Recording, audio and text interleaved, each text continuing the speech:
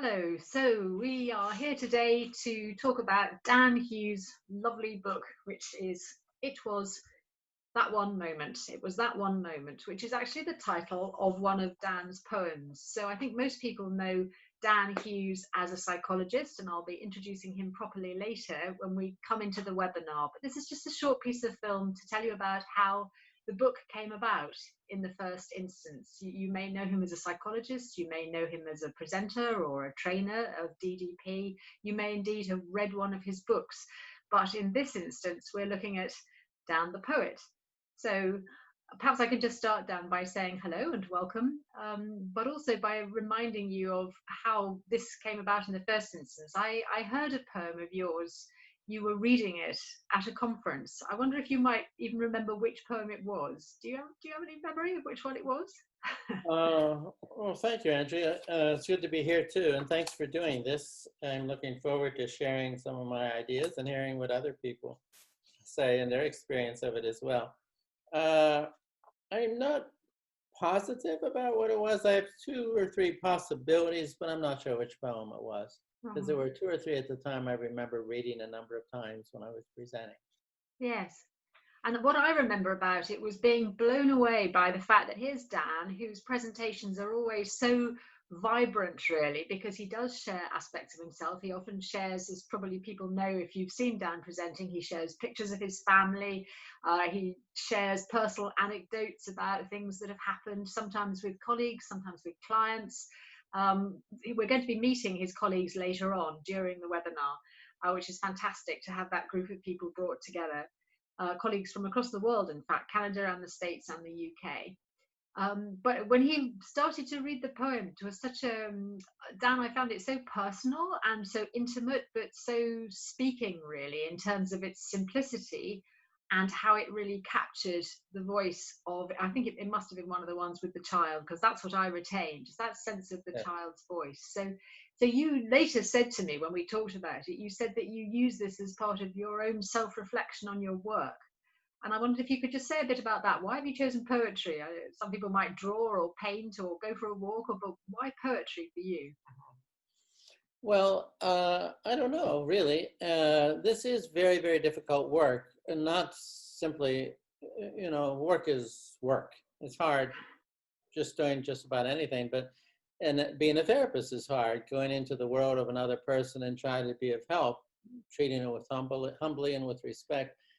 But when we're going into the world of a child who's been horribly betrayed, violated, traumatized by their caregivers, often their parents, that's especially hard because these children have so much terror, so much shame and despair and rage about how hard their life has been. And after given a hard day, seeing a number of children, I had a hard time relaxing. Sometimes at night, my mind wouldn't leave them. I'd just ruminate about some of the hard things that they had said. And I found that I needed to sort of try to write it down, write down the experiences I had heard, to settle them, to organize them in my mind, to sort of try to make sense of them in a different way. And so I wrote a few times, and then one of the times I was writing, I just realized this is sort of a poem, really. Why don't I just see if that will convey it better?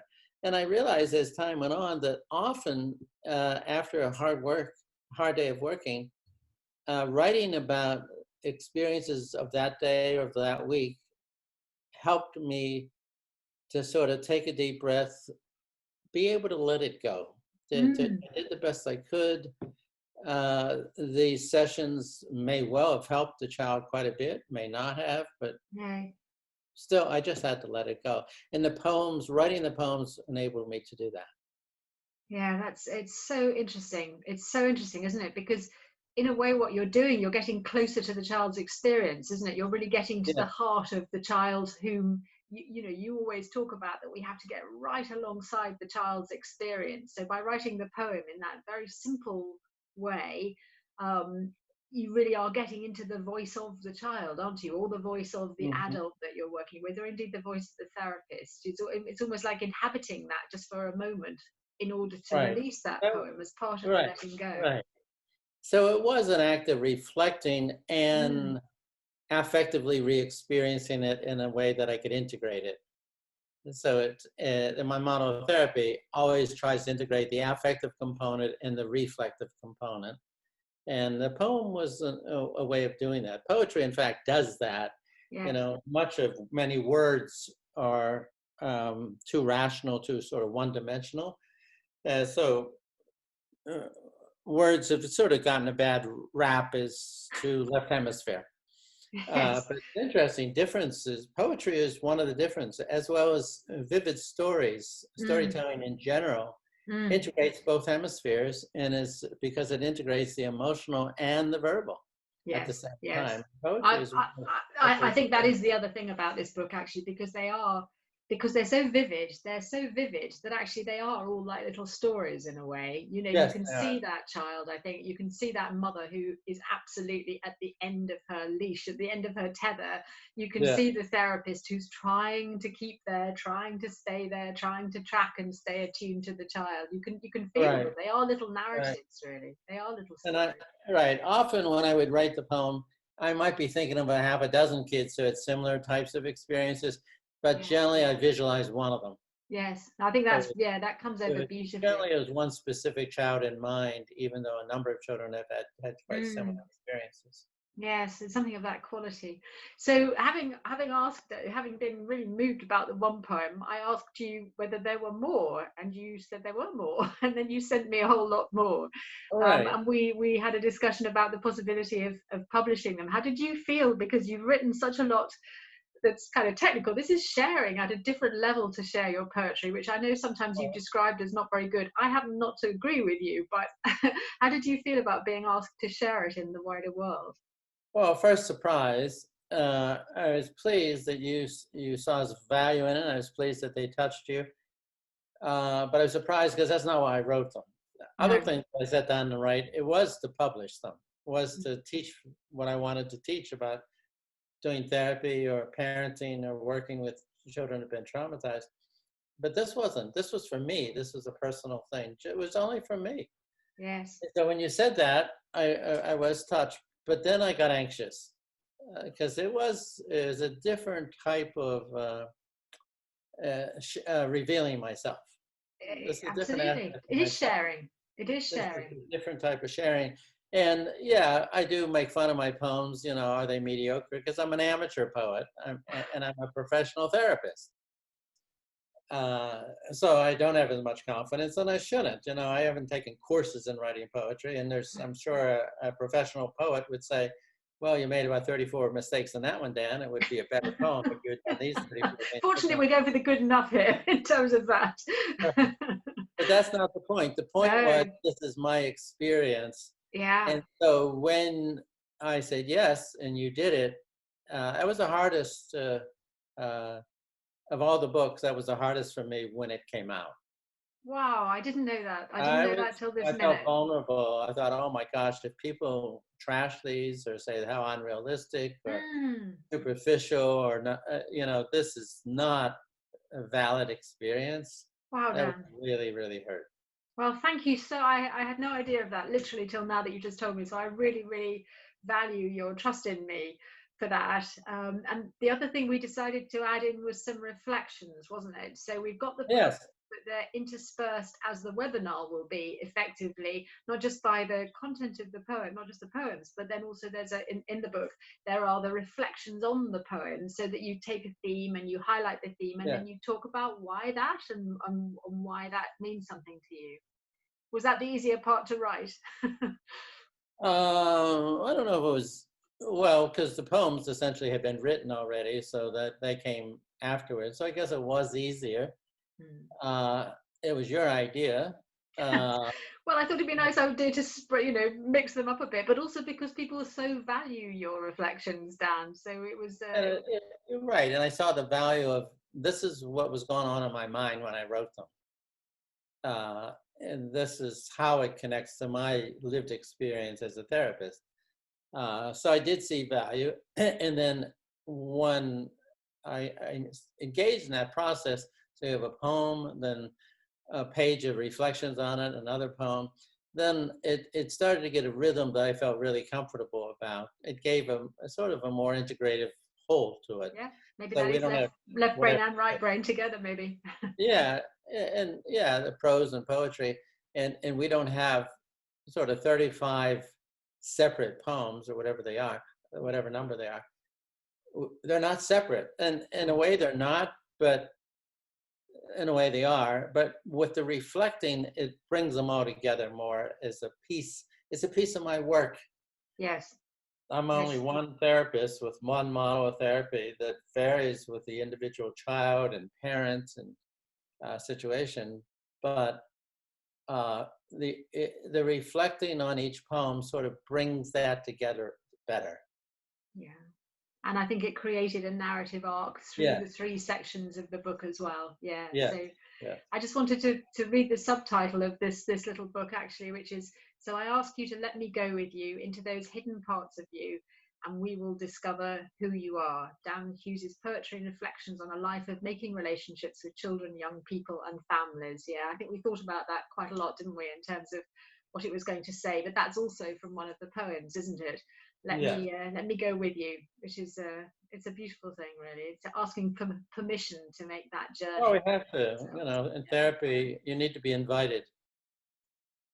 You can't push your way in, you can't intrude, but you actively make yourself available, show no ambiguity, show very clearly your empathy, your respect, and your quiet presence, so that the person hopefully will feel safe enough to invite you into their world. Lovely. Well, thank you so much for inviting us into your world, Dan. And I'm looking forward very much to the webinar. So thank you so much for doing it and for bringing that group of your colleagues together. We will thank you. See how it goes. Thank you so much. Yes, we will. Thank you. Bye-bye. Bye now. We've got a whole panel here, as you can see, of different people who Dan has asked and invited to join today to read some of his poems, to share their personal and professional reflections. And he's going to share some news with us, and B, he's going to share his thoughts and reflections as well. So it's a lovely thing that poetry is what's bringing us together, and hopefully a nice pause for you at the end of, no doubt, another busy week managing all the things that you are. So before anything else, can I introduce just Anne very briefly? This is Anne Dix, my colleague, who's going to be co-hosting today. But primarily, I would like to introduce Dr. Dan Hughes, who, as I'm sure the majority of you know, is a clinical psychologist who has worked for a very long time. We won't say how many decades, but quite a few, with children and adolescents and their families, and has inspired so very many people with his work and his thinking and his constant wish to develop his practice. So Dan, welcome. Do tell us what's happening for you at the moment, how you are, and perhaps just a little bit about, I know you want to share something with us first. Let's go there first. Yes. This is yesterday. I'm very, very pleased that my grandson is with us now. I have a granddaughter and I have a grandson. This is Ivor Jackson Hughes, lovely little boy. My daughter Cree, you can't see her there. We could look at pictures all day if you like, but here's a close-up of Ivor. 2 days old. He's already ready to go. He has a little smile. He has those eyes. His eyes are going to say, "All right, here I am. Who are you? Tell me about myself." So that's all. Just want to show you what I've been up to the last quite a while, actually. So thank you, Andrea, for this, and thank you for the idea about this, chatting about this book, because, and the poetry, because it's close to my heart. I really enjoy, of all the books I've written, this is one that I feel the most deeply connected to. And why is that, do you think? Well, because it's poetry. And it helped me to express my experience and helped me to actually live through the experience I had with very traumatized children and their families. Mm-hmm.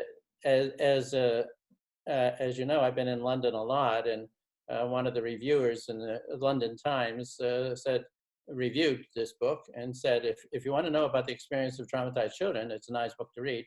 If you're looking for good poetry, well, mediocre. Which is fine. I don't care if it's I think that's a bit harsh, personally. No, I'm an amateur. I'm an amateur. This person reads professionals. And it is mediocre, but it doesn't matter if it reflects the experience of these children and their families. Yeah, exactly. And I think this is the reason why we were so keen to bring it out there, really, and to share it again today, because even if it is, I don't agree with you that it's mediocre poetry, personally, but it's about something that speaks to your real experience and their real experience, isn't it? Yes. And it's about bringing that in such a live way. Yes. Live way. So what we're going to do is to invite some of the people that you see here that Dan has invited as his colleagues to read some of the poetry, and then just to reflect on them and to share their reflections on what it might mean to them personally and professionally. And Dan may get into conversation around that. So perhaps we could kick off with you, Leticia. Hello, Leticia. Hi. Yes, Leticia's hi. In Canada. Yes. Hello from Canada. Hey. Which is very exciting.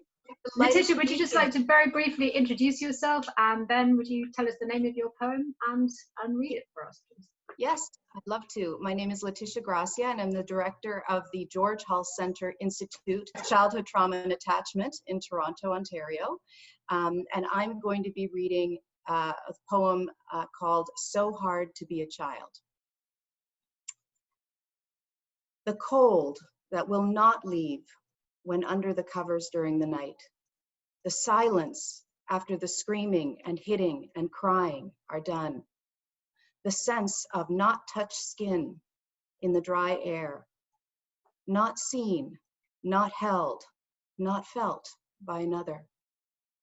Being called special by a social worker, whilst not being special to someone.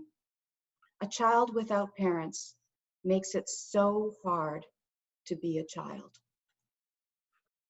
Thank you. Thank you. And Anne is going to read her poem as well. Invisible.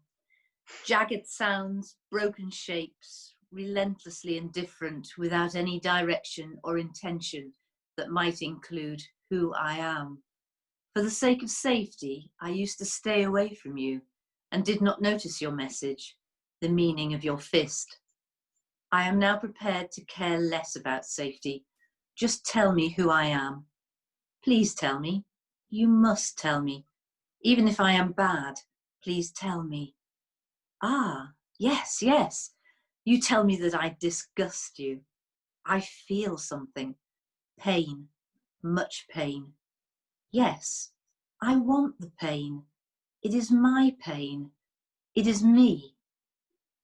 Let me live within the world of people rather than outside, unseen. Tell me loudly that I am disgusting, and I, yes, I, will hold it tightly as truth and live the meaning of that truth, clutching it, for I will never, no, never be invisible again. Wow, we go straight for the jugular, don't we, with these? They really, really do. So Leticia and Anne, what kind of connections do you make to those? I mean, you speak them both so beautifully. What comes for you from those? Why invisible, Anne? For me, it reminded me of many, many years ago when I worked in the children's home, and there were lots of children who felt it was better to be seen, to be disgusting, bad, naughty, whatever words were used, than be invisible. And there were those children who were invisible, who were desperately wanting to be seen. So I think when I read through the book of poems, I really struggled to choose, but that was the one that stood out for me. And you work with children who've experienced domestic abuse, haven't you, or witnessed it? And I'm guessing that there's a huge cloak of invisibility around that because of that precise issue. I think, yes, I think so. I think in many ways they make themselves invisible so that they don't experience the violence. But there's a need, isn't there, to be seen, and I recognise that in me as well. That need occasionally to be seen, to be noticed, and most of all to be heard. I think. Yeah. Leticia? Yes, well, I was really struck, first of all, that it is so hard to be a child. What does childhood mean? What do we think of as children? You know, they're full of joy and wonder and creativity and delightful learning. And these children who experience such excruciating aloneness are preoccupied with those feelings of wanting and not being comforted. And it brings to mind many of the children that I've worked with, also in child welfare, who didn't get what they needed early on and had learned to be passive, but were always afraid. And so it's so painful to think of the lack of touch, the lack of comfort, the silence that they experience after the screaming. I think that's very much how they live their lives, just moment to moment, trying to survive. And so the idea of childhood and childish delights and joy that normally comes with being a child are largely absent. So for me, it just speaks to the despair that these kids experience from the very get-go. Is poetry, Leticia, something that you use at all when you're processing the impact of working with children carrying that much trauma and that much despair? Is that something that you use in your own reflections? I have to say that it does touch me deeply, more so than reading prose or articles. I think it gets right to the experience, the emotional experience. And so I do love reading it. And I love reading Dan's poetry in particular, because I think he speaks to the work that we particularly do. There's something in the simplicity of the lines, isn't there, that conveys the child's voice very, very powerfully, really. Absolutely, absolutely. Brings up images, it conjures up the feeling. It highlights certain parts of the experience. I also really, in this poem, appreciated, and I don't want to go on too much, but the idea of someone other than the parent calling the child special. Well, that's often the situation where we're in as therapists. We or as workers, we call the child special. We know they're special, but they haven't felt special by the very people who need to feel that they're special, and they carry that with them. So it's so beautifully said. Thank you both, Leticia and Anne. We had a webinar the other day where a virtual school head, which for those people who are not calling in from the States or from Canada, here virtual school head work is across all schools in an area working with children who are in the care system. And the virtual school head was talking about the vulnerable children who were allowed into school during the COVID period, but a little boy misheard that, and he said he thought they were being described as valuable, not vulnerable. Which is a really lovely thing, actually, but so often they don't feel vulnerable, they don't feel special, and not to feel special to any other single person in the world is such a painful experience, isn't it? You think about that little boy, that little grandson that Dan has brought to show us, who we all immediately feel is special and beautiful because of just him, just as he is, but not to feel that. Yeah. Okay, shall we go to Kim's, and then I can perhaps ask Dan to comment as well. Kim, could you read your poem for us, please? And would you like to introduce yourself? Yes, of course. I'm Kim Golding. I'm a clinical psychologist living and working in the UK. I'm DDP trainer, mentored by Dan, and I'm an author. And the poem I'm going to read is called I Will Not Listen to Your Lies. For a time, I don't know how long, but I do know there was a time when I anticipated that I would be loved. And I was puzzled that I was not loved, or at least that I was not being loved very well or very often. Over time, or it may have been suddenly, the confusion went. I knew I was not lovable. Now that I know, I hold this meaning tightly. There is no other. I will not listen to your lies. I may be unlovable, but I am not a fool. I will not hope for the hopeless. No, I will not listen to your lies. I will find a way to disgust you. It is what I do. And I will see in your eyes that you do know me now, and I will hear it in your voice as you leave. Thank you, Kim. Thank you. And again, do you want to make any associations to that from your own experience? You read it beautifully. You read it from a very speaking place. You obviously know this experience alongside a child. Yes, absolutely. So many children that I've worked with or heard about. And I suppose for me, it also spoke to me so much about the struggles the parents have in trying to help these children feel loved, and the desperation to help their children feel loved, which I think so often it's about, I need to make my child happy. If I can make my child happy, they know they're loved and will be okay. And then I see how the children respond to that, I suppose, a pressure to be happy and to feel loved, and how when they can't respond to that, how all they experience really is disappointment from their parents, hurt and disappointment. And then the disappointment itself confirms for the child that they're not lovable. So it all becomes such a horrible cycle that these families get caught up in.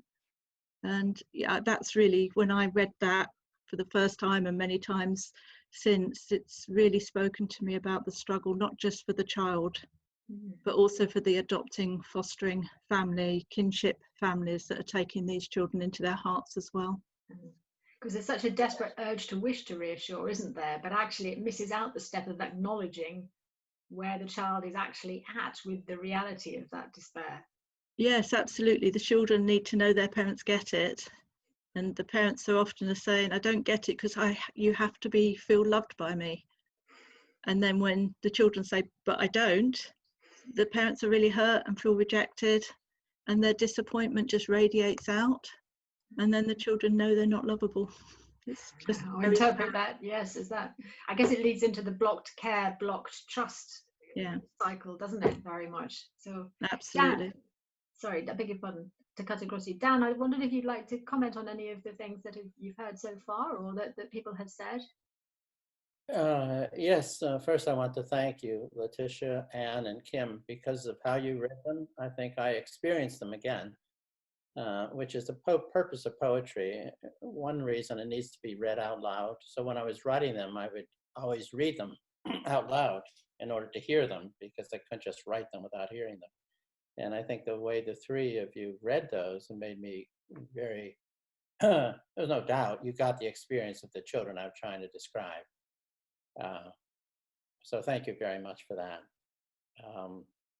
The first three and the next two as well are very hard. They're hard poems because they're where the child is beginning before there's any interventions or offer either by good foster care, adoptive parent, or therapist to reach the child. But that's where we need to start. We need to start with their experience. So that's why in the book I had three sections. The first is, what is their experience at the beginning when it's essentially abuse and neglect, loss, abandonment? And then what does that mean about shame and being unlovable, being bad, that sort of thing. So it is hard to hear those, but it needs to be. So thank you. Thank you so much. So Lucy, what we're going to do now is we had Griselda Kelly-Smith, who is a child and adolescent and adult psychotherapist, who was unfortunately not able to be with us, but she recorded a poem, which is also in this first section of the book. Hello, Dan. And thank you very much for inviting me to be part of this worth publishing webinar, celebrating your poems. It's wonderful. And I really enjoyed getting to know them again and opening them up. And in choosing, it was really quite hard because there are so many that I love. But I decided in the end that to read the poem called The Hardest, because there were really quite a lot of children, particularly three, as I remember most, for whom this really is very, very relevant. So I'm going to read The Hardest. I had no idea quite how hard life was for some of these children until I worked with them. Okay. The Hardest. My third social worker asked me when I was 8, what was the hardest? And I spoke of the spit running off my face, his hand in my shorts, the hate in her eyes. A few years later, my fourth foster mother asked the same question and I replied with the same answer. A few years later, my sixth social worker or my eighth foster mother asked that question again and I had a new answer. The hardest is being asked that question and finding the answer written in a report, but not in anyone's mind and heart. The hardest is having no ability, no chance to bring meaning and joy into the life of one person. The hardest is having no one who will think of me, wonder about me, worry about me after she leaves. The hardest is knowing that no one laughs or cries or shares joy or pride when I do something that shows something special about me. The hardest is being unclaimed, to know that I'm not worth claiming. The hardest is knowing there is nothing unique about me that would cause one person to experience me as a gift. Not one person to experience my opening heart and want a place within it. The hardest is feeling my heart begin to close. And I just found that a very moving poem, and I don't think anybody who hears it could find it anything else. But one very lovely piece of news is that for 2 of the 3 children, for whom this is really a very apt and beautiful poem, I'm still in touch with. 2 girls, now both 30, and they both have children, a little girl each. And they now find life really hard still, but they are absolutely doing okay. And it's so heartening to hear, you know, still hear some of the things they find incredibly difficult, but how they're managing. So I just thought that was a very, you might want to know.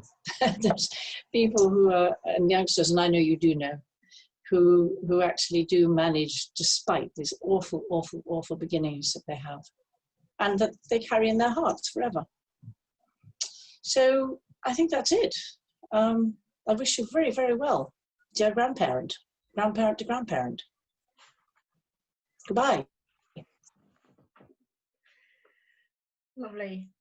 Thank you very much indeed. Thank you from Griselda. Wow. Feels like we need a little pause, doesn't it, after each one? There's so much to take in. But I'm going to be a bit mean and take us straight to John. If you're in a sufficiently regulated state, John, to read your poem after that, that would be great. And that will complete section 1. So if you would like to give us yours, and then perhaps you and Dan can talk about the impact of all of these. Okay, thanks, Andrea. I'm John Balin. I'm a psychologist in Delaware in the States, and I'm a Dan collaborator. And Dan and I wrote a couple of books together, Brain-Based Parenting and the Neurobiology of Attachment-Focused Therapy. And I would say we have a pretty brotherly relationship. So I'm going to read, There Must Be Other Children.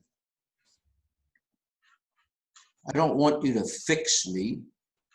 I don't like who I am. So there really is no place to place your hope. Don't fix me, break me into so many pieces that no parent, no therapist will even think to waste her time with the parts that still remain. Don't comfort me. There's really nothing to nurture that deserves to be. There must be other children that you can help who could use whatever you have. And don't touch me with your hands that burn my skin. It would only cause more pain if I were to follow you and begin to hope again. Never again will I hope again. Never again. So John, why that poem? What particularly spoke to you about that one? I think because it helps to understand more deeply what the state of hopelessness is about. In fact, Dan, it made me think this morning, so I just wrote a little bit myself because it had the voice of that girl, I think. And this will frighten Dan because I'm inventing another blockage called blocked hope. And Block trust, block it's care, not a block poem, hope. it's not a poem, but it's just sort of from in the voice of made me think about this blocked hope. You see, I was able to block hope in order to survive. My hopelessness is my safe place, my way of being, not suicidal condition. No, my learned hopelessness actually gives me a way to survive using my habanula, this is a brain part, to keep a brake on hope so I can endure living without love and lovability. By suppressing hope of finding comfort and joy in relationships, I'm able to sustain plan B, relying on myself to get what I need to survive. So if you succeed in unblocking my hope, look out. Be prepared to travel with me through a dangerous time as I try to learn to deal with the pain of hoping to be loved. It just Dan's poem just helped me think about that hopelessness is an adaptation and more of a sort of the chronic adaptation to suppressing the need for comfort and joy from other people, so I don't keep myself on the up and down, yo-yo of seeking it and then being disappointed. And that poem just helps me to remember to understand that be careful when I start to try to bring hope and lift that defense of hopelessness. Dan, would you like to respond? Would you like to come in? Thank you so much, John. How do I respond to John? I've been trying to work that out for about 15 years now. You ask him to do a little thing, and he puts in a plug for a new book. I mean, it's about time to retire, John, don't you think? We don't need a new book. Some days, I think. John's a little upset because he said he's been bragging about his 2 grandchildren, and now I have 2 grandchildren, so we're tied again, bro. Do you have a grandchild? I mean, look at him. We are born hopeful. Look at that kid. He is ready to. Anyway, enough about us, John. I think it just and Griselda's reading too really grabs you. I mean, it's done beautifully. 2 more lovely readings of these poems of conveying the experiences I was trying to convey. So thank you, John, and thank you, Griselda, wherever you are. It is. I have confidence in both. Get it, because they're both great therapists, and must be in order to work with these kids and help them in their journeys. And John has lovely stories about children who have, like Griselda said, have moved forward and have figured out a way to hope again. But it's a long, tough journey with a lot of anger and a lot of fear and a lot of shame that you have to be willing to be with. So thanks for that, John. And thank you, Dan.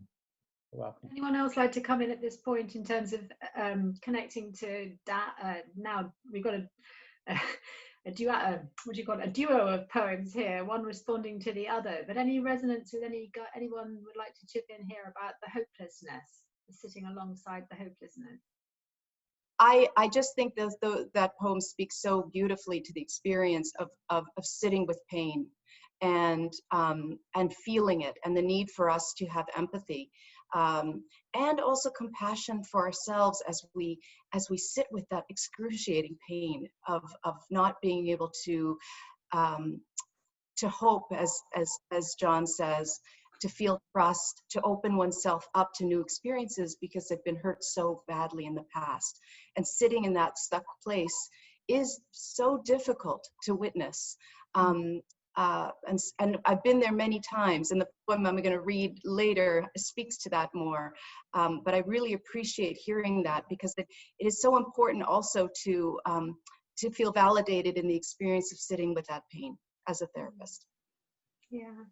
Do you know what it also made me think about was the ambiguous loss, and thinking how all the time for all of us going through the coronavirus crisis and not knowing when it's going to finish, and having all the ambiguity around do this, don't do that, and so forth, and having hopes perhaps for a life that might be or might not be a new normal, and actually how quickly we move into either no, it'll be completely fine position, or no, it really won't be, it really will be awful, because it's so hard to sit in the uncertainty. And perhaps that gives us just a tiny taste of, if you're having that every day as a child, that it may be just better, or maybe that blocking happens. I don't know about the brain science. Maybe the child doesn't have a choice about it, but it's an adaptive strategy, isn't it, to go down to one polarity, which is hopelessness, as opposed to the other polarity, which is hope, because the uncertain place of doubt, which is what Dan's talking about a lot, is the hardest place to sit, isn't it? So I really like the caveat you're bringing in there, John, new book or not, but just that sense of how we must tread warily, because we can't reassure and give hope. We have to keep in pace with the person who is seeing if they can begin even to trust the grain of possibility that things might be a bit different. And I think we've all had a bit of a taste of some of that, you know, in what we've been all sitting with and going through. I mean, we all have a taste of it professionally, of course, but this is like yet another experience of it. I think, Andrea, the coronavirus is a good example of that. It's in the background and it's always there. And can we have hope? Will it ever be changed? What is the quote new normal? And how normal will that be? And at the same time, we have Black Lives Matter emerging, about the forever seemingly experience of people of color who live in a white society. Will it ever change? Do they have reason to hope? You know, more words, but will it really change in a fundamental way? Or should they give up hope? So I think it's the same type of thing about relational trauma that occur, whether it's all of us, and I think it is all of us really, depending on, we might be on one side of the coin or the other, but we are profoundly affected by it. And now with the coronavirus, it's so obvious it's all of us. Great, thank you for making that link, Dan. Okay, I'm going to pass over to Anne now for the moment, and Anne's going to just tell us a little bit about section 2, which is what we'll move into now, if that's okay. So we're moving into section 2, where the connection begins. We've experienced through the poems that we've heard what it might feel like to be the child, where life looks grim and there doesn't seem to be much hope. And section 2, a second start, is really where the child meets the possibility that things might begin to get better, even though it's a challenge. And in the next 3 poems, we're hearing from the voice of the child, the voice of the mother, and the voice of the therapist, all beginning that long journey into hopefulness. So I'd like to ask Sian Phillips to read the poem. You ask why I act I do. Act as I do. Act as I do, sorry. An as missing. Sorry. I am a psychologist. I live here in Ontario, in Canada. It is unbelievably hot where I am, so it is nice sitting inside for a moment. And I have known Dan for a very long time, and he has been a mentor and a friend, and for many of some of you on the panel have been mentors and friends also. So thank you so much for inviting me. A really lovely poem to go after that sense of hopelessness as we start to invite kids to a different possibility. So you ask why I act as I do. You ask why I act as I do, my screaming, throwing, hitting. I think that I should know, but I don't know. My actions, they call them compulsive, impulsive, repulsive, they keep bursting out of some nameless, chaotic, broken place that you call myself. You say that they are intentional. So I don't know if I've ever had an intention, if you mean a clear motive that follows from my own interwoven thoughts and feelings. You talk about thoughts and feelings as if I had any idea what you're talking about. I guess I have them since you say so, but I just can't find words or even pictures for them. If you want to help me to stop what I'm doing, You'll have to go with me into that inner place that is me. You will have to join your thoughts with mine, your feelings with mine, and give me words for those moving forms within me. If I let you discover and name those inner places in me, I will feel terror that you might name them disgusting or evil. Understand why I hesitate. If you can accept what you find in me and believe it to be of value, I may learn to do the same. If you join me inside and help me to arrange the parts inside, name, understand, and even be proud of them, we will know why I do what I do, and we will discover what I now can begin to do. Thank you. And can you say a little bit about why this poem was special for you? I think because it is hopeful. And I think it's because one of the places that we get stuck, whether as parents, foster parents, educators, clinicians that work with some of our kids, their behaviors are huge. And we can get stuck at the level of trying to change behavior. And one of the things that we try to help people to do is understand what the behaviors are communicating about that inner sense of self, and that we can't operate at the level of behavior, that we have to, if we want our children to have a better life, because it's going to be better for them, we can't change the behavior, we have to find them. We have to find them and see them and hear them and not be scared of them. And through that intersubjective place, they might be able to borrow from us what we see, because they can't see it. So when we can talk to people about what can you see about the courage that these kids have? What do you see about the resilience that these kids have? What do you see about the tenacity that they have? And when we can hold on to them and we can join our thoughts with their thoughts, there's a different possibility, and that different possibility just feels like hopefulness. That's so lovely, and that really resonates with the poem that I read, Invisible, because my child was happy to be seen as disgusting, and you're talking about seeing beyond that to all the possibilities. I think that's lovely. Thank you. Seeing what kids can't see yet. Yeah. And we know how long that process takes, doesn't it? And I was thinking when you're saying seeing the child's tenacity, but I think what you're also describing is the need for therapist tenacity and supervisor tenacity and parental tenacity. What helps you to sustain your tenacity, Sian? That's a great question. I think it's seeing the power of this process, of the importance of connection, having connections. I mean, Dan's the first one to say, or John, like when I lose a little bit of that hopefulness, I reach out and I say, okay, I need to borrow your brain. I need you to be with me on this one. Help me understand that we just have to keep going and believe in that possibility. So maybe just borrow your brain and heart, huh? Yes, exactly. Yeah. Fantastic. Thank you so much. Okay, well, that's a really nice, neat segue, although you didn't know it, to Jay. I'm going to invite Jay Vaughan to contribute next, if that's okay. So Jay, perhaps you could introduce your poem as well and yourself. Thank you. So I'm Jay Vaughan. I am a CEO and registered manager of Family Futures. I've been working with children from the care system for, I've realised, coming up to 30 years now. And I particularly like this poem because of all the adoptive parents I've worked with and how it speaks really to how hard it is for them and the pain that they suffer. Who am I from an adoptive mother?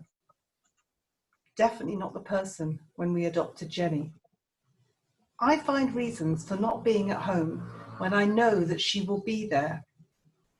I don't talk about her anymore when I call my sister.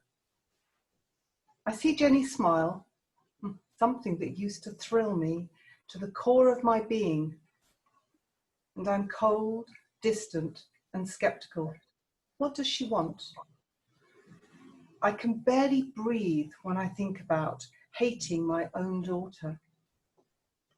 I shared a bit of this with a therapist I started seeing 2 weeks ago, Kathleen. She's an angel who held my hand for a moment at the end, accepted my anger and then my tears, not once judging me as I judge myself. When I think of all my hopes and dreams, I call myself a naive fool. Being a fool is so much better than feeling the pain unending, the moment after moment pain of my grief. I was so ready to explode if Kathleen reminded me of my daughter's terrible history, if she asked me to give her empathy. But she did not do that, and I was surprised when I began to think about it myself. Yes, Jenny was beaten by her father while her mother screamed at her and said it was her fault. Yes, she was locked in a basement for 24 hours because she told her father he was wrong. Yes, when I think of that, I feel a bit of sadness for her. Still, I don't want to think about that. Last week, Kathleen gave me some coffee, and I cried for most of the time that I was with her. And she hardly said a thing, and I loved her for her few words. And my husband, John, he did not give me his usual advice this time. He listened, and I think he finally understood. He said that he did, and I believe he does, and he embraced me with his big arms. I don't want to understand Jenny anymore. I am not interested in who she is. I don't see any value in playing with her, talking to her, teaching her to cook. My God, who am I? I saw myself as a loving person, someone who could make the greatest mom a daughter could ever dream of having. I saw myself as being warm and giving, a strong guardian of my child, a soft nest for my child to curl up in. Why did she not want the person I was? Yeah, you really felt that, Jay. Thank you so much. Pleasure. Would you like to share with us your own reflections on it? It's a wonderful poem, and it speaks so eloquently, doesn't it, of that experience on the inside. And you've worked alongside so many parents. No, absolutely. It's a very powerful poem to read. And I think I like what Dan said earlier, because actually reading it is one thing, speaking it is completely different. The feelings come in a different way. And I think the challenge of dyadic therapy is that you've got two clients in the room. And I always think that's the beauty, but that's also the challenge. And the biggest challenge can sometimes be really having empathy for the parent when they've lost it, and when they've become like this, and having to somehow hold the hope for them too, not just for the child, but for the parent as well. And so many parents struggle with that. So hard. So how do you sustain your ability to sustain your empathy? It's like Russian dolls, isn't it? How do you sustain your empathy for the parent so that the parent can sustain their empathy, or refine perhaps their empathy for their child?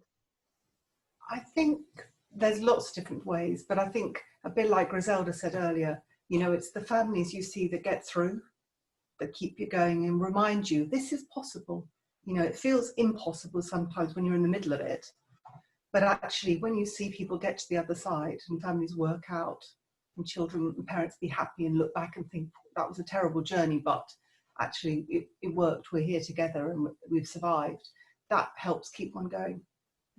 And the reaching out to others as well, and the team, working with the team around. Teamwork is vital. I think someone at work has an expression now, they said, teamwork makes the dream work. And I've been thinking that's just a lovely way. One-line poem for today. Teamwork makes the dream work. Bless you. Thank you so much for that. Dan, would you like to comment at all in terms of what you've heard from Sian and Jay and your experience of hearing them reading them again, the speaking of it? Well, again, reading, I love hearing them. And as Sian said, she chose that poem in part because the hope is beginning again, as is the hope for the adoptive mother that Jay was reading about. The poem that Jay read was my awareness. It sort of came late in the whole development of this model of therapy. It's also a model of parenting, and a realization that a parenting is at risk not to be able to keep caring for a child, which led to block care that John talked about. But it led to a much more sensitive awareness that as a therapist, we have to work with the parent and child and have empathy for both. As Jay said, we can lose it for the parent. We have so much empathy for this traumatized child. but then we sort of minimize how hard it is to try to open your heart to a child who doesn't want it over and over and over again. So the movement, I really, it's necessary and important. I feel really good about it. In fact, it doesn't stop there. From Kim and I, with Julie Hudson, another DDP therapist, practitioner, consultant, wrote a book last year on dyadic developmental practice, which moves from therapy to parenting to the whole community of the child. Every adult in the child's life has to generate safety, to sort of discover who the child is underneath their symptoms, underneath the problems. And so I feel it's a necessary movement. If we want these child's problems are so pervasive, then we have to have a pervasive response of all the adults in the child's life. And we have to be committed to making that happen. Kim, would you like to respond to that? I suppose I'm not sure I'm directly responding to what Dan just said, but I can respond to the poem that Jay just read. And I think I've read that many times, and there is a part 2 of it as well, so people might want to see the second part, which moves from the hopelessness of the first part into, I think, a hint of hope, which I think is important as well. And when I've read it to parents, I think, you know, it does speak to their hopelessness. And I think, you know, really hearing what you're saying, John, about blocked hope, and blocked hope being really part of blocked care. And when you read that poem, I think it gives hope, because it gives you a sense of I'm not alone. If someone else can write that poem, then my experience is not my unique experience. I share that with other parents, and maybe that gives hope that things can be different. Maybe we shouldn't tease. Maybe we should ask Jay to read part 2. Would that be all right? Oh, 62. No pressure. No pressure. okay. Thank you. Rehearsal. Just so that we can kind of perhaps bring us back to that slightly more hopeful place. But yeah, thank you. Okay. When I gave, there was no receive. When I laughed, there were no smiling eyes gazing at me. When I touched, there was no embrace. When I talked, there was no one listening. When I wanted to listen, there was no one talking. When I walked in the park, I walked alone. When I gave her a gift, I found it in the trash.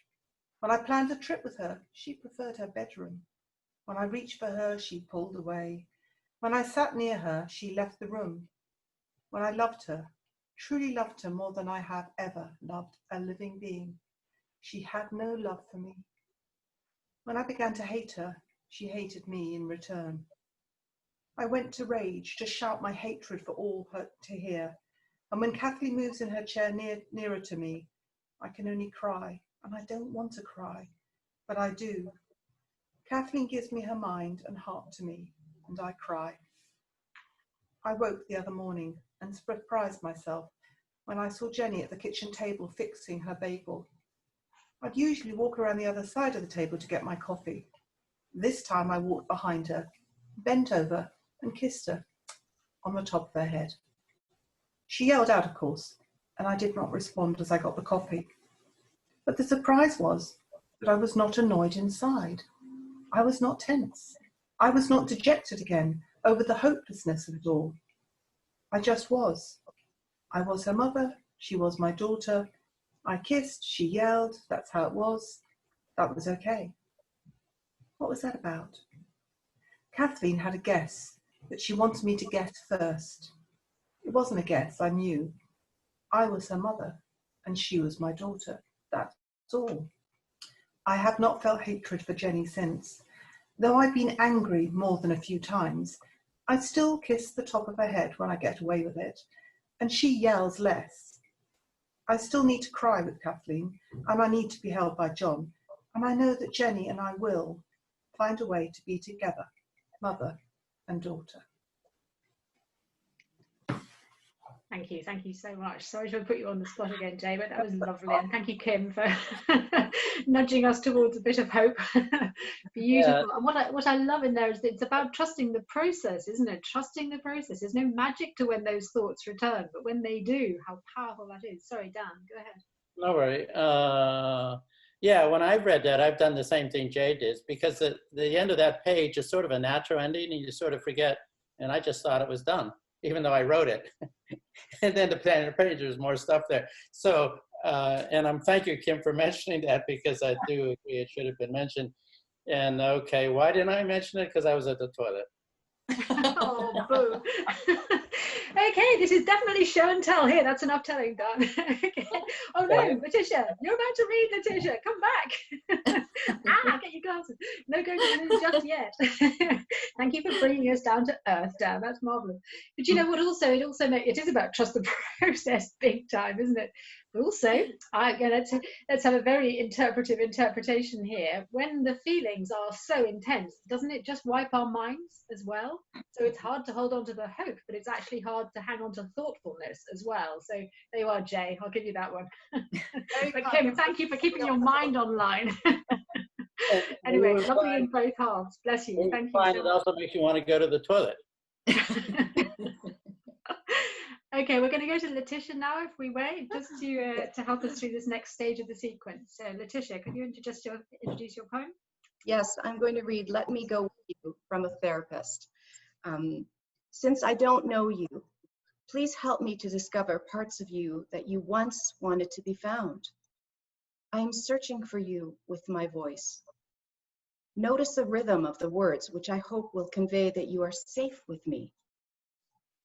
I think you may hide from me because you expect that I will turn away from those parts of you that you believe to be disgusting. You seem to be so sure that you know yourself, so well that you have no doubts about your lack of worth. I want to help you to doubt. You know only what your parents thought was you and little more. You stopped trying to know who you were, thinking they were right. They were your parents. How could they be so wrong? They were blind to your hopes and your dreams. They did not hear your calls for safety, nor understand the meaning of your hands reaching for them, nor why you looked away and covered your face. I do not know you, nor, I believe, do you know yourself. I know that whatever were their reasons, your parents were wrong about who you are. I know this as I breathe, though I still hardly know you. So I ask you to let me go with you into those hidden parts of you, and we will discover who you are. Under your fears and doubts and dark, silent emptiness, with the rhythms of my voice, the touch of my eyes, we will so gently, ever so gently, begin to discover you. And you will see who I am seeing, and you will see more, and you will show me who you are discovering. Slowly at first, with hesitation, then with building confidence, and finally with pride. Yes, let me go with you. Thank you, Leticia. That was beautiful. And hello, Dee. I wonder if you could unmute. There, I'm here. Great. I wonder if you could just say a little bit about who you are and your poem, and read your poem, This One Child. Yes, I'm a therapist and an adoptive parent. And for me, when I read this, I suddenly thought, am I reading it as an adoptive parent, or am I reading it as a therapist? And then I saw the link between the two, that actually it's about the wonderful therapeutic dance that we do, and becoming attuned and safety. making. So I'll just read this. This one child. As we play and talk with merry eyes and humming tones, and I discover this one child with his freckles and movements and stories and grins and backward hat. At that moment, his soul is seen with awe and joy, and he becomes warm in my seeing.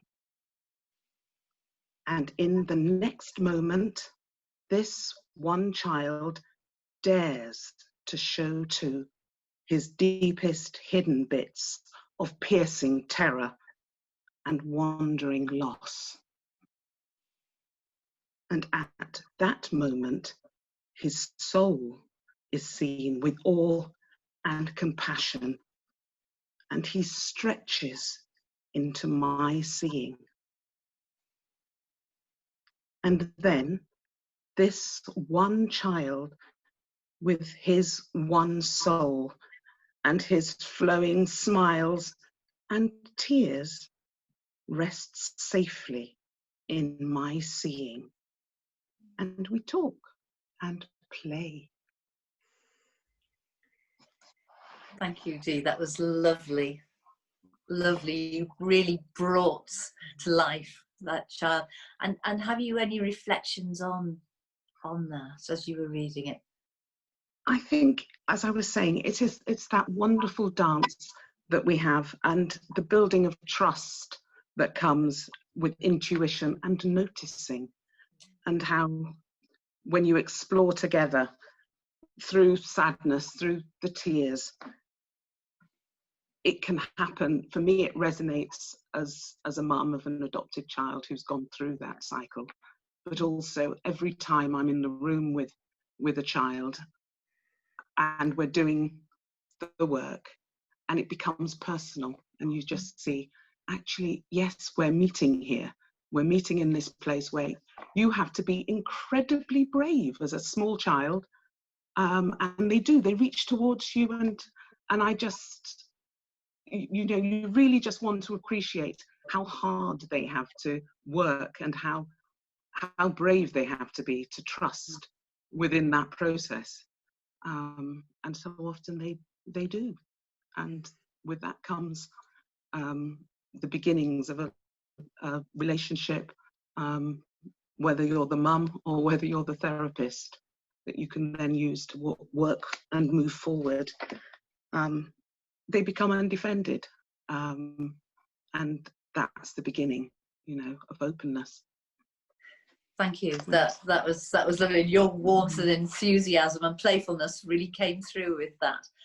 And I'd like to move on to Graham Music, whose poem "The Belly Laugh" may just reflect a little bit of that playfulness. Graham, could you give us a very brief introduction to yourself and then read the poem, please? Sure. Well, it's just a privilege to be here, and I've been near tears, if not in tears, the whole afternoon. So it's extraordinary, really. And what fantastic homage to you, Dan. I think we'd all like you to be our adoptive dad or uncle or something like that.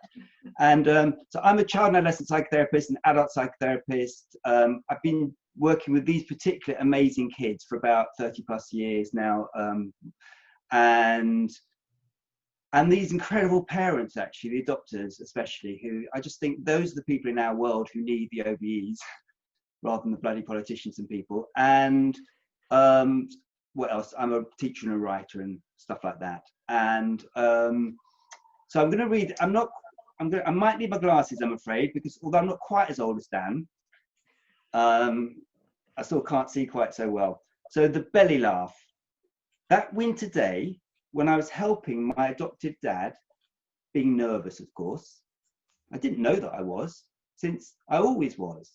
We were bringing in the groceries from the car.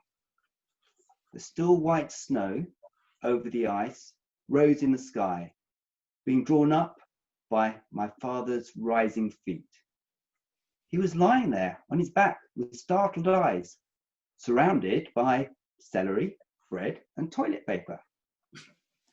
I thought to help him, hoping to stop any rising rage, and so be safe.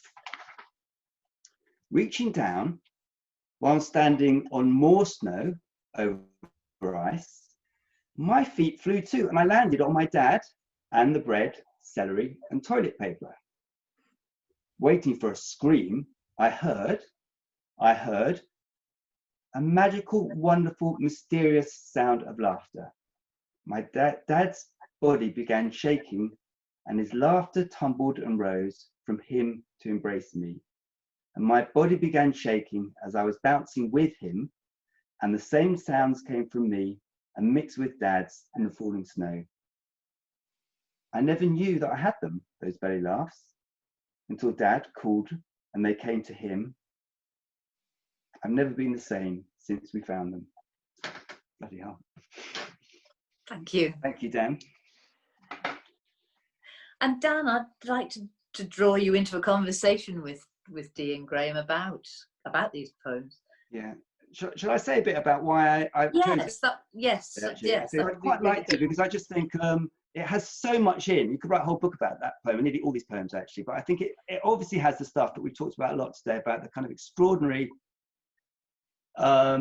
way in which these kids come in without a preconception of anything other than bad things happening around every corner.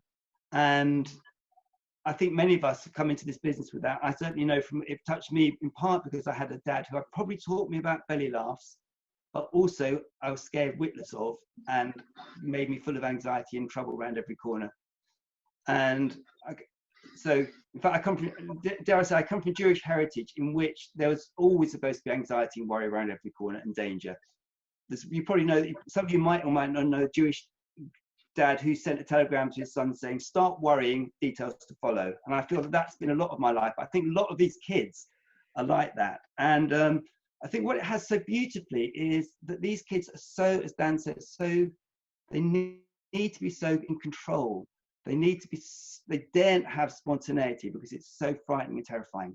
And you can't kind of make spontaneity. It just happens, and you have to have faith that it's going to happen. And I think Dan has that more than almost anybody I know. And I made so many mistakes over the years working with kids where I felt I just had to stay with the difficulty, the pain, the trauma, and the negative. And I think what I've learned over the last few years, and what this poem illustrates so beautifully, is that you have to be alert to these positive moments. And despite being an Eeyore and a terrible pessimist, I just know the beauty of these absolutely wonderful moments, which only come from safeness. You can't do anything, you can't have them, and you can't have the creativity and the curiosity without having that safeness. And I think probably Dan, more than anybody, has this extraordinary sense of safeness and faith in him, which he conveys to these very, very lucky kids. So again, thanks so much, Dan, and everybody. Lovely. Thank you so much, Graham. That's tremendous. Dan, I'm afraid we're really moving on with time now. So is there something you'd like to just respond to Dee and to Graham? And I'm aware, Leticia, I'm so sorry, we'll probably have to move on for the thank you. But Dan, any just thoughts for Dee and for Graham? I like how you combine those three, because Leticia's view was from the therapist, Dee's was from the adoptive parent, Graham's was from the child himself, about the changes that are occurring and how it occurs from the therapist's eyes and experience, the adoptive parents, and then the child's, and in that case, the father too. So anyway, I hope that captured well that intersubjective, that relational process where the child starts to think, well, maybe I'm different, maybe life is different, maybe aspects of life are different. One last thing, very quickly, Dee, do I have your permission, Dee, to mention our email of yesterday? Yes. I don't want to put you on the spot, but yes, of course you do. Of course you do. I mean, you can say no, Dan. It's a private conversation between me and you. No. Yes, Dan, I give my permission. Okay. Run with it. Dee changed the poem.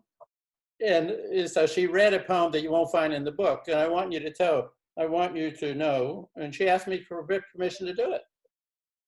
And she was right on. So with gratitude, I said, please do it. In the bit, and in the next moment, this one child dares to show too his blackest, deepest parts. Dee said, as one would, blackest, why does it always convey negative stuff? And it clearly did there. And Dee was saying, can we change that to the deepest hidden parts, which is much better. And so thank you, Dee, for making me aware of that. That's very important. And I hope everybody, if you have the book, change it. Cross out blackest, deepest, and change it to deepest hidden. And if we have what page are we talking about, Dan? Andrea, I'm looking at the poem now. I'm looking at the poem. 78. It's Page 78. 78. Thank you very much, Dee, for that. Thank you, and thank you for drawing our And attention Dan, to it. thank you very much. Of course, this is the learning that we're all doing. Bless you. Thank you so much, guys. That's marvelous. Okay, so we're coming to the last section, and I'm afraid time is running out, so we don't want to run out. But this is section 3 of the book, and Dan has again given us the nice link. So unrehearsed, all of this. So you'll be very we're trusting the process here. The third section is actually called Intersubjectivity, obviously one of Dan's favourite words. There is a poem in the book called Intersubjectivity and actually mentions Colin Trevathan, which is obviously where he's taken the word from. We may have time for that, but I'm not quite sure. But I'm just going to read you the 2 paragraphs about intersubjectivity. This final section of poems represents my efforts to capture the fascinating realities and meanings of intersubjectivity. When an infant's raised in a home where intersubjective experiences are ongoing, that infant's mind and heart develop in a coherent, integrated, fully functioning way in deep reciprocal connection with the parents. In turn, the act of parenting, this infant facilitates very congruent development in the minds and hearts of the parents, and I would say, and the therapists working alongside. When intersubjective experiences are present, both parent and child and therapist develop. When they're absent or seldom present, both parent and child and therapist fail to develop well. So that's what we're going to hear about now. So I'd like to invite Eugene, please, to introduce himself. Thank you so much for patiently waiting, guys, you and Hannah. I'm sorry, somewhere had to start, someone had to end. Leticia's now collapsing and relaxing because she's done her bit. She can just fend with the cats. But Eugene and Hannah, you've been waiting all this time. So yeah, Eugene, please introduce yourself and your poem. Yeah, thanks. I'm Eugene Ellis. I used to work, it's funny to say that, at Family Futures with the lovely J and D and the team down there. And I ended in December, but I was there for about 15 years, maybe 16 years. And so Dan was a frequent visitor. And I do remember really, very early on, actually, when Dan was, maybe I shouldn't say this, but I don't know if he remembers, but you know, the word black sort of came out again when he was speaking. And I remember thinking, oh, should I tell him? Should I tell him? And I did. And, you know, Dan, you responded so beautifully to this. Oh, yes, of course, yes.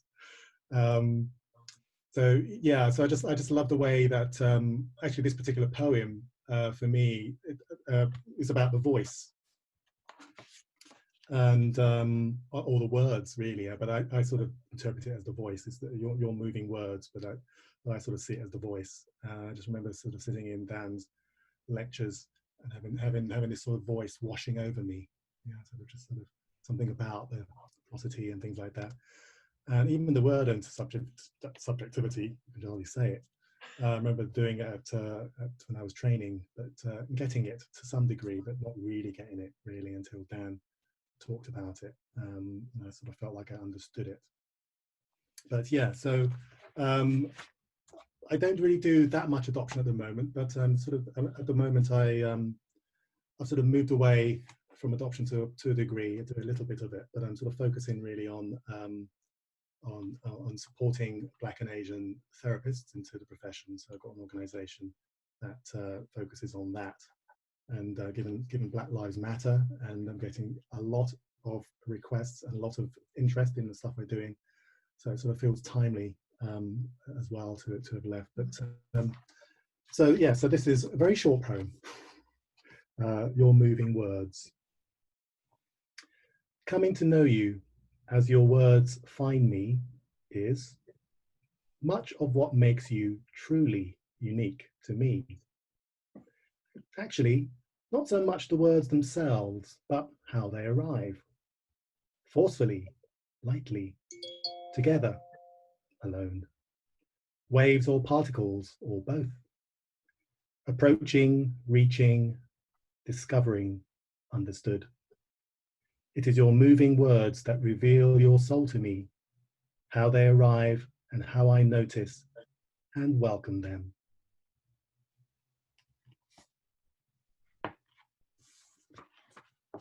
Thank you, Eugene. I think we'll bring in Hannah and then possibly Kim, if that's okay, and then ask Dan to respond to the three of you. But thank you so much.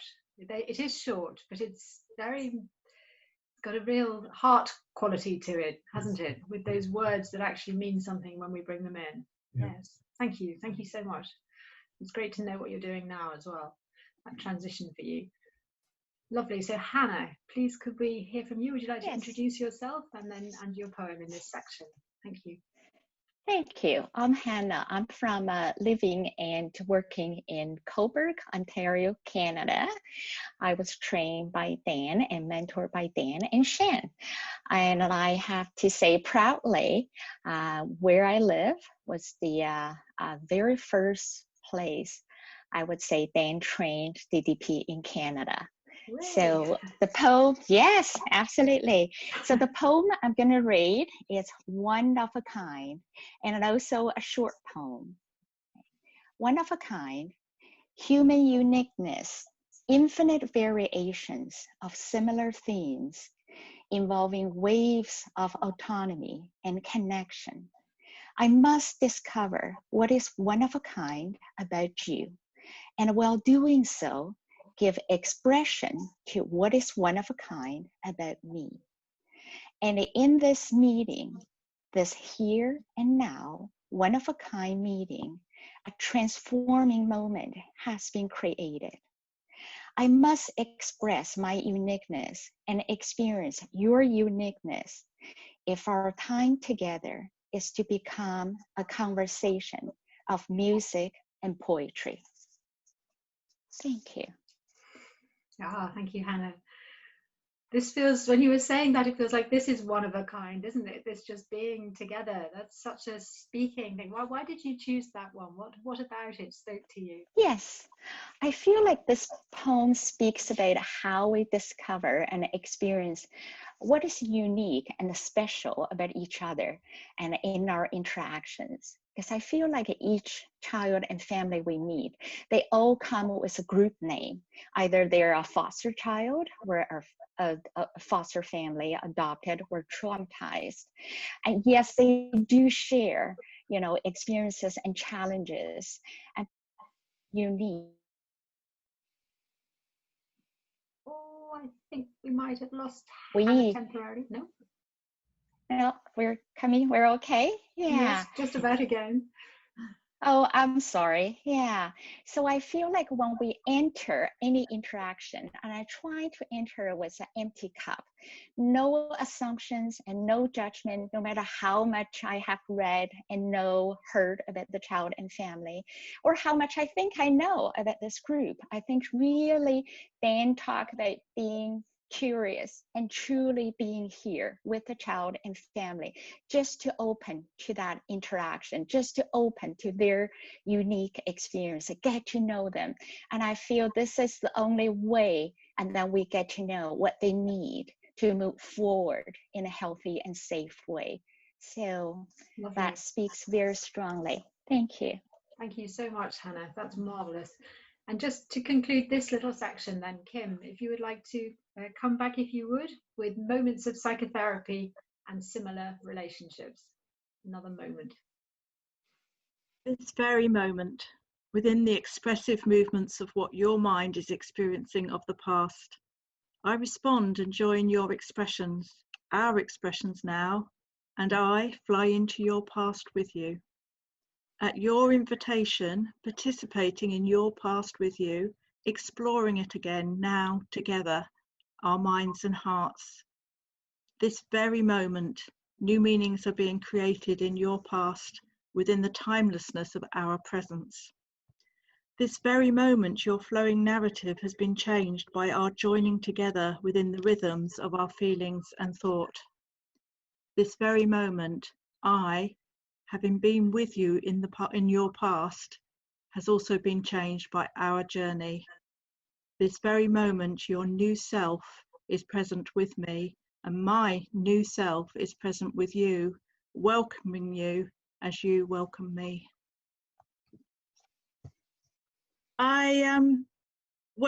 I've revisited this poem since I've been on a journey with a young woman who came to me for some therapy. I knew her when she was a child in foster care, and this poem really speaks to our journey together, and it just spoke to me anew. I revisited the book ready for this event, and I just thought, wow, yeah, that's our journey. Yeah.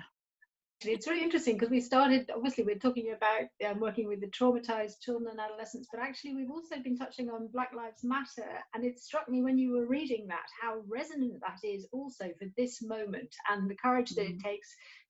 Graham and Eugene and Dee were naming those times when actually something grated, and they had the courage to step up and to speak into the moment, and as it happens were met with acceptance and attunement and so forth, but often not.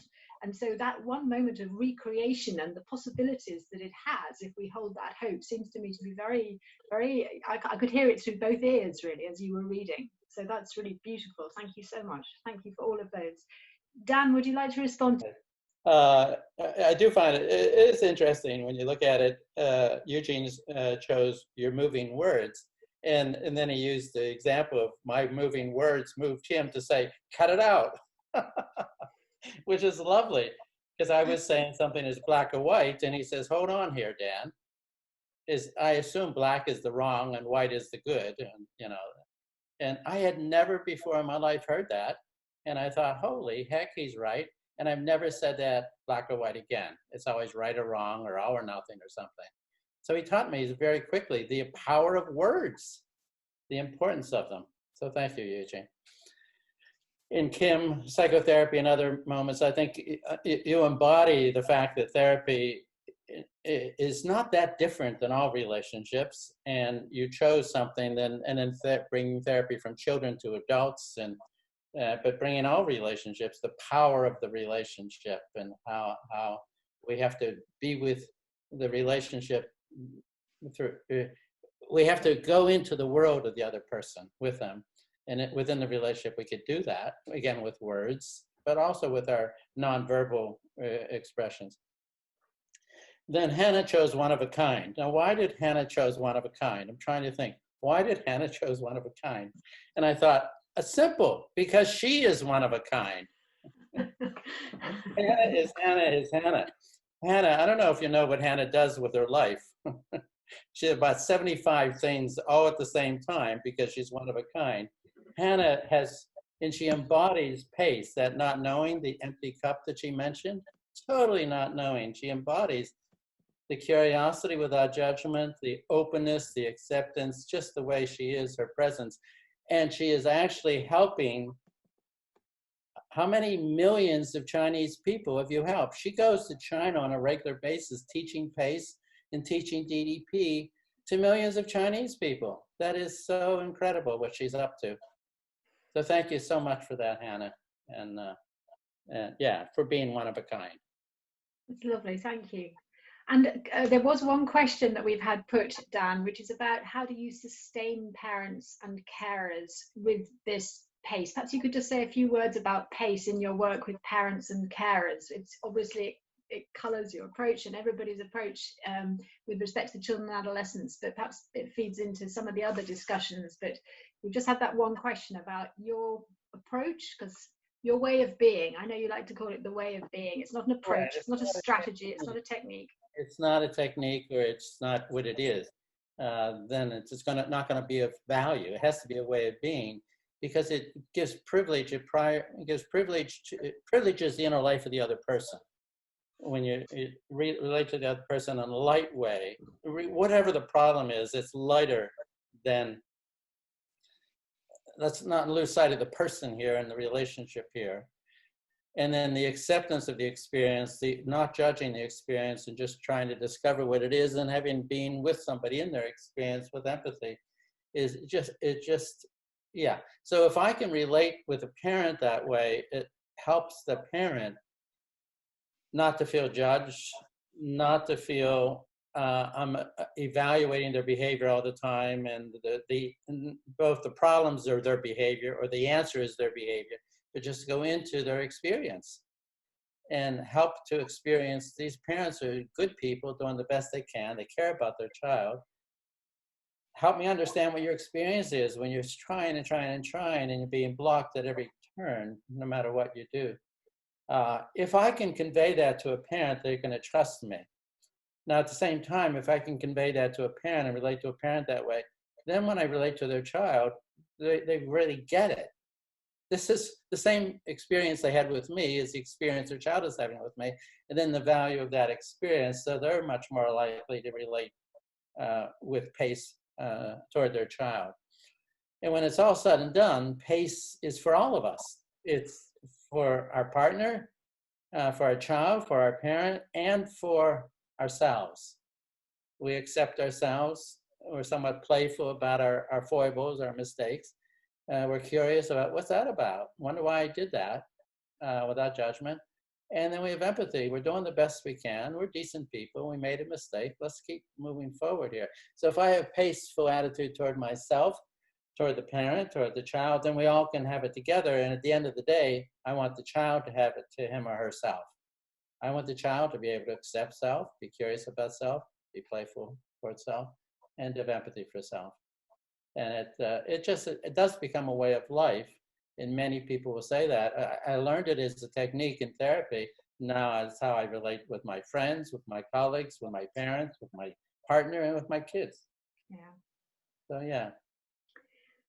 Thank you so much. That's lovely. I have to say that for those of you who listen to Radio 4, there was a radio player not long ago where the person playing the adoption social worker talked about PACE as if it was the most natural thing in the world, spelt out the acronym, talked about all the detail of it, and I was waiting for a little byline to come up about, oh, well, this is Dr. Dan Hughes, but no, it's just gone into it's like Hoover or Biro or, some generic word now. PACE has become part of lots of people's lives. Can I please thank everybody who has been part of this today, everybody watching at home, and everybody contributing. To me, it feels incredibly exciting to be able to be here with you, from people from the UK, people from Canada, people from America, all together.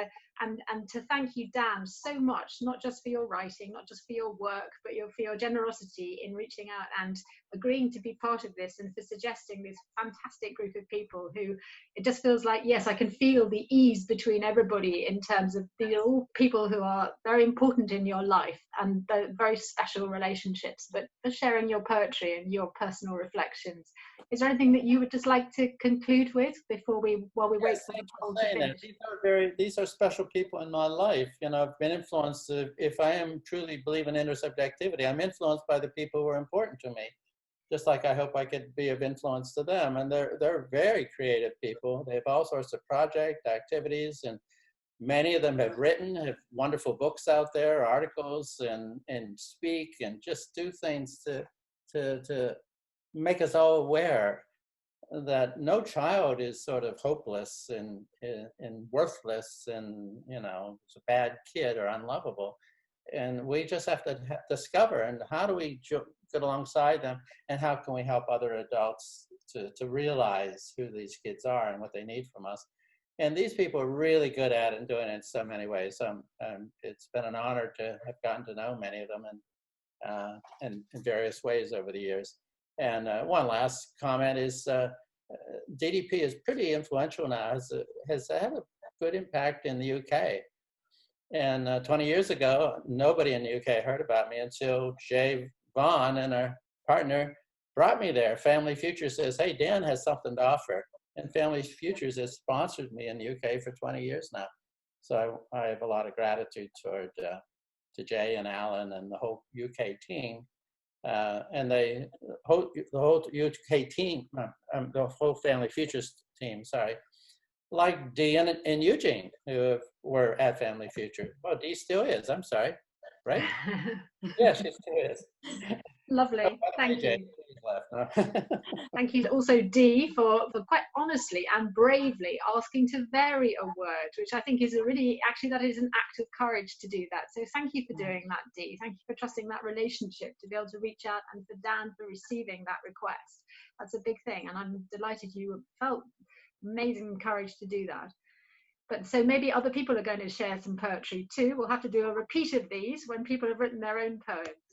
I think that some of the words we've heard spoken today were beautifully, beautifully simple. It amazes me not only how Dan has got inside the lives and the experience of the children and the adolescents, but how our readers, how our colleagues here have also been able to articulate that because of their lived experience as well. You couldn't read the poems as they have read them today if they didn't know that from the inside, in a very simple way, simple language. So I would like to hope that perhaps some people out there will enjoy something simple, whether it's out in nature or whether that is a hug with the friend or just having a quiet moment, and just to celebrate the power of simplicity and the power of poetry and the power of this work that you're all engaged in. And I really want to say thank you. Thank you so much for spending your time with us this afternoon, and have a good weekend. Take care, and we'll see you again. Bye-bye. Thank you. Bye now.